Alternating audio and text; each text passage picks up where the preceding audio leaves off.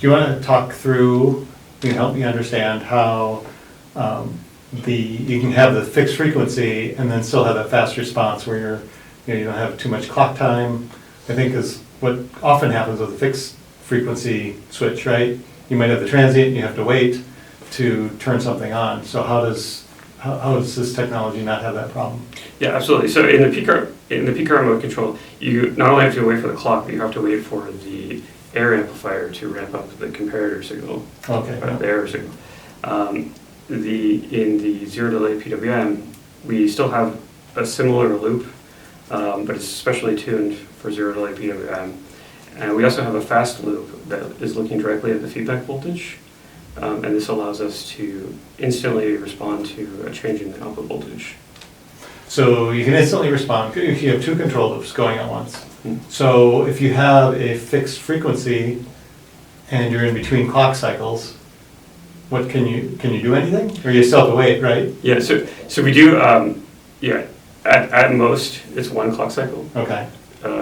To react to that. Yeah. But you don't have to wait for any of the air amplifier to move at all. Oh, okay. So with peak current control, you not only have to wait for your clock cycle, you have to wait for the error signal to be calculated?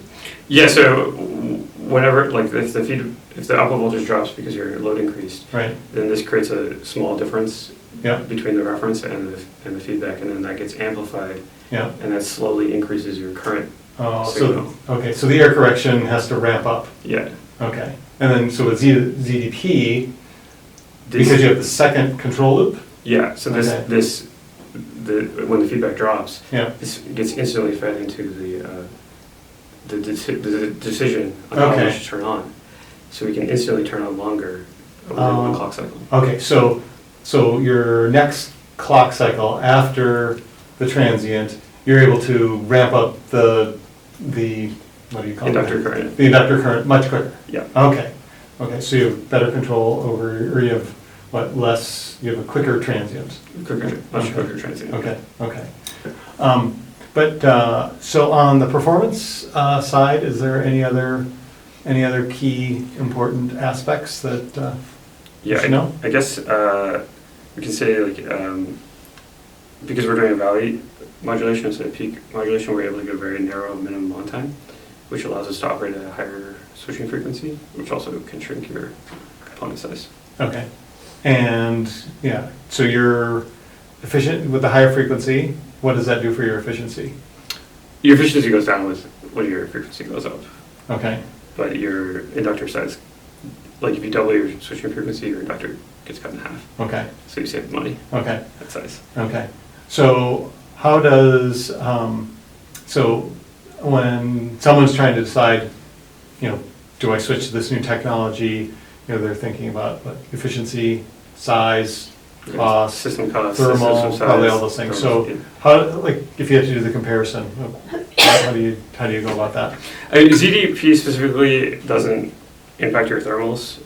Switching higher, if thermals are concerned, you can keep the older, the slower switching frequency. Okay. The same as what you would use for peak current mode. It just enables you. It gives you the flexibility to go to the higher switching frequency if your application can support it. Okay.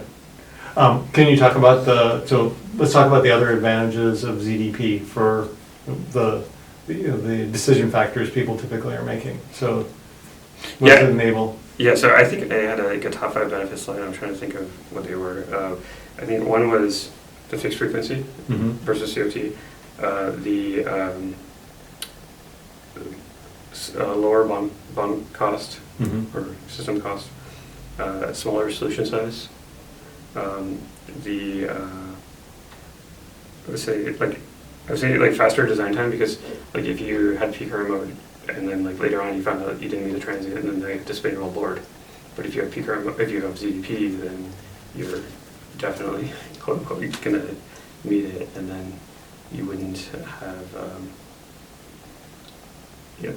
that possibility, right? Can you talk a little bit more about the design aspect, where you're saying what's the flexibility you get with ZDP? It sounds like if you're using peak current mode and something, maybe you have a higher demand or something, you have to redesign components or switch out components?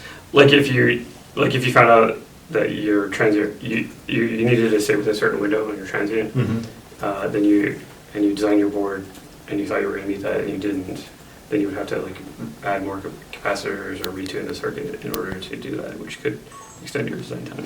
And so how do you deal with that with ZDP? Then for ZDP, like it's the transient is so good that you're not gonna okay. you're not gonna miss it. So just the performance is so good that there's not going to be an issue. Yeah. Okay.